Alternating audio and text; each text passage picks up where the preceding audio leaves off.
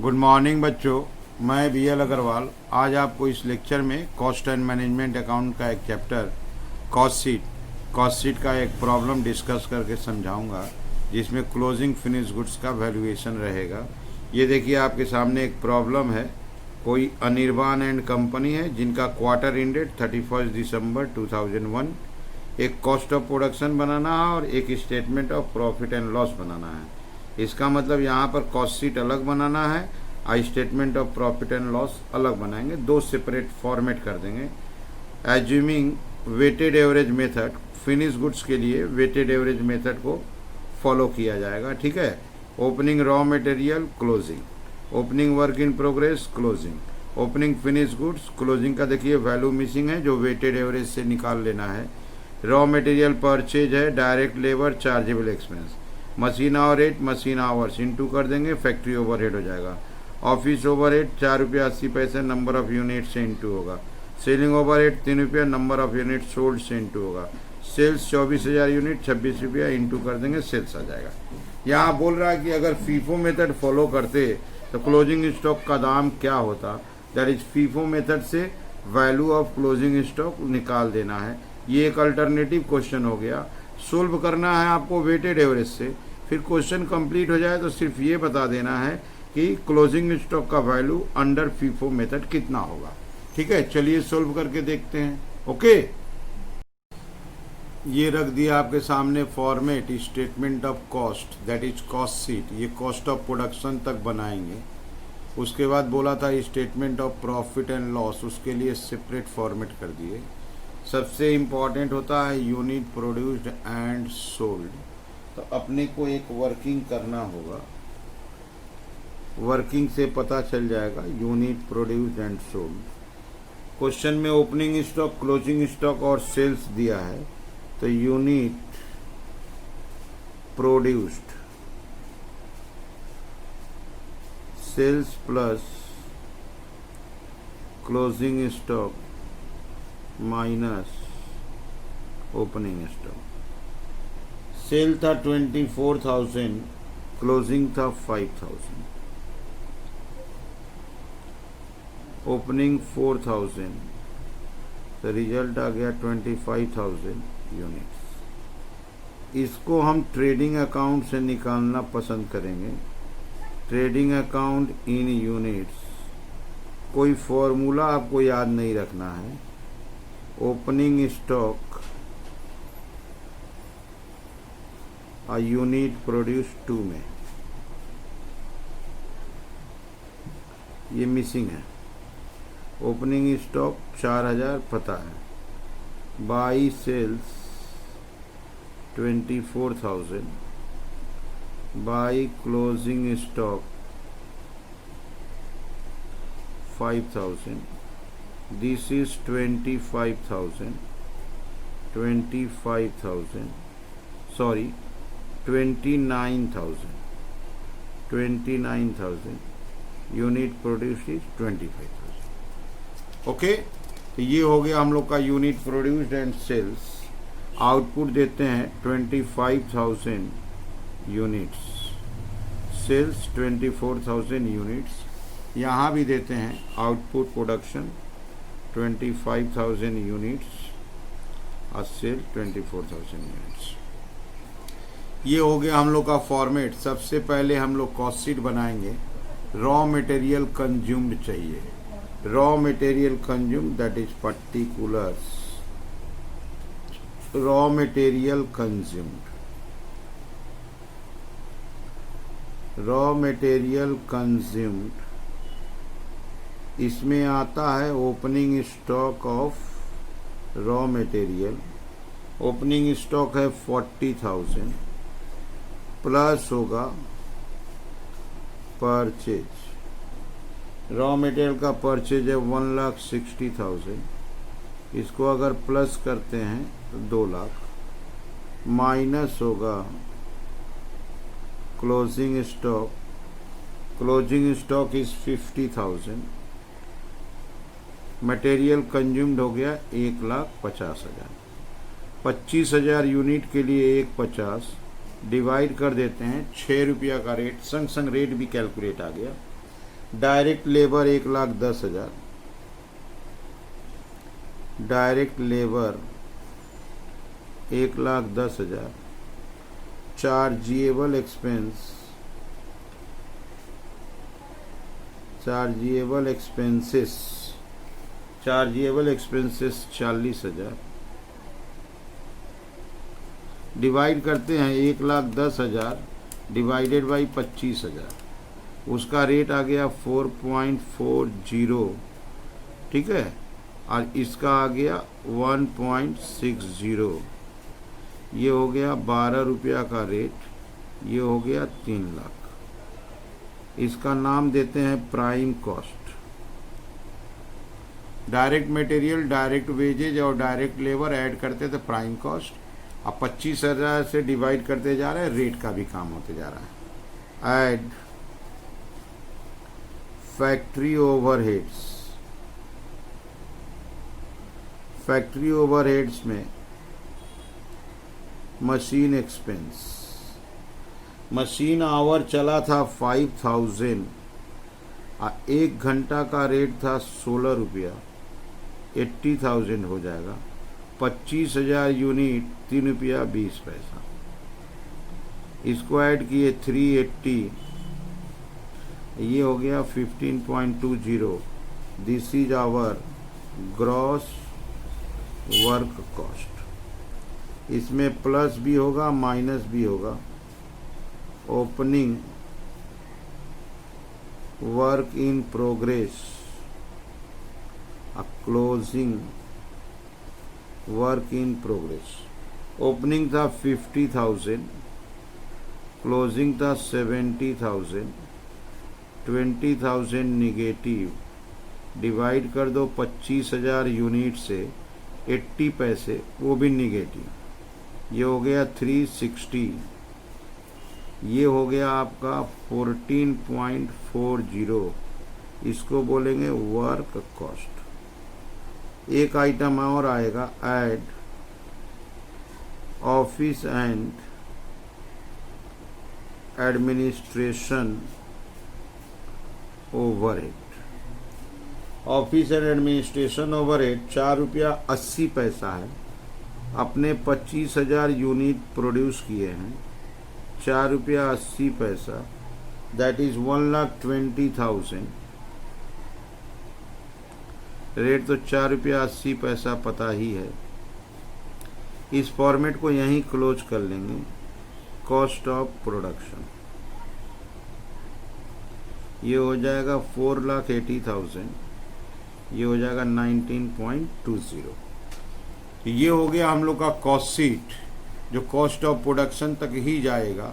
इसके आगे statement of profit and loss है, उसमें आ जाएंगे। तो स्टेटमेंट ऑफ प्रॉफिट लॉस वैसे ही बनेगा। ये स्टार्ट होगा कॉस्ट ऑफ प्रोडक्शन से। कॉस्ट ऑफ प्रोडक्शन लाए थे 4,80,000, इसमें प्लस होगा opening stock of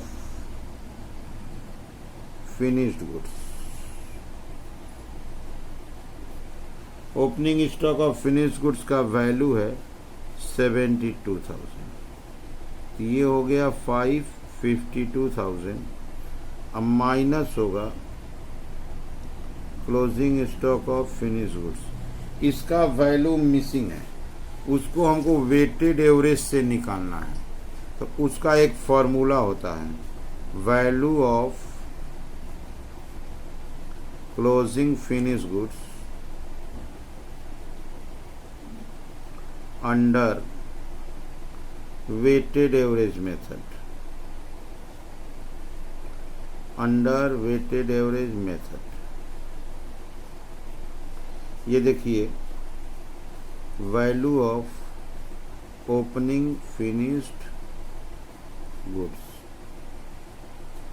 plus cost of production, इसको डिवाइड कर लेंगे units of opening finished goods plus unit produced. तो वेटेड रेट निकल जाएगा into closing stock in units. Opening finish goods का वैल्यू 72,000 था, कॉस्ट ऑफ प्रोडक्शन 4,80,000 था। ओपनिंग फिनिश गुड्स का यूनिट 4,000 है और यूनिट प्रोड्यूस्ड 25,000 है। अब क्लोजिंग बचा है 5,000, तो 72,000 प्लस 4,80,000 और डिवाइडेड बाई 29,000 इंटू 5,000। आंसर थोड़ा फ्रैक्शन में आया 95,172। ये फॉर्मूला आपको वेटेड एवरेज का याद रखना होगा। डाटा फिलअप करेंगे, क्लोजिंग फिनिश गुड्स 95,172, इसको ले आते हैं यहाँ 95,172, तो 5,52,000 95,172 माइनस होगा 456,828, 456,828, इसका नाम हो गया cost of goods sold. Cost of goods sold का रेट निकालेंगे, यूनिट सोल्ड 24,000 से डिवाइड कर देंगे 19.03, इसमें ऐड होगा selling and distribution overhead. Selling and distribution overhead के लिए 3 रुपया बोला था, 24,000 यूनिट सोल्ड हुआ है, 3 रुपया का रेट होगा एक्सपेंस का, 72,000 3 रुपया का rate.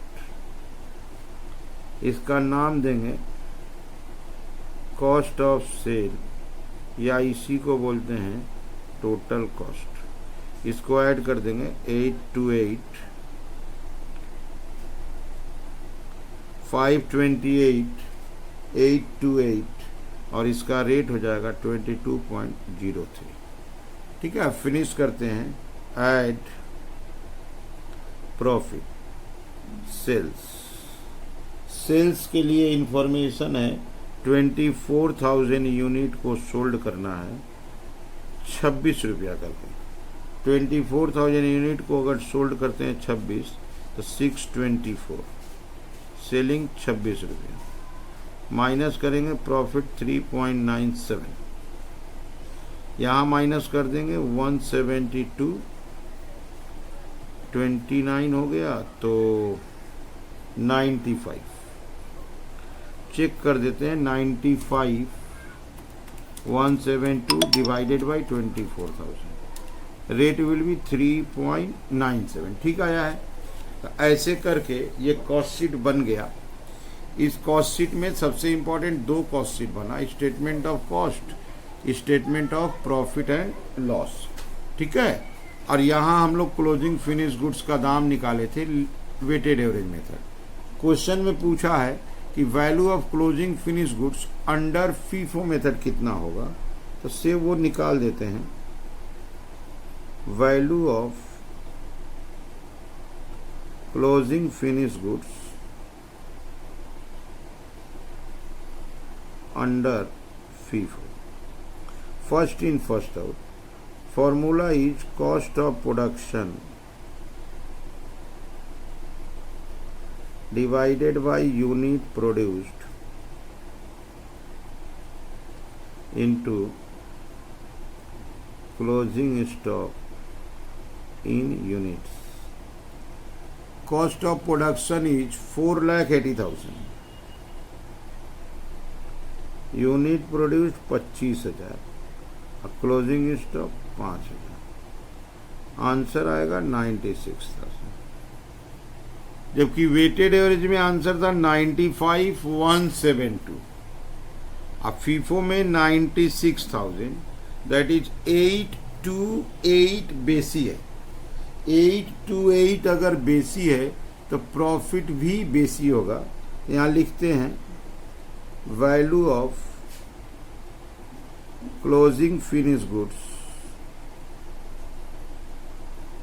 is more by rupees 96 minus 95,172 rupees 828. ठीक है। As a result of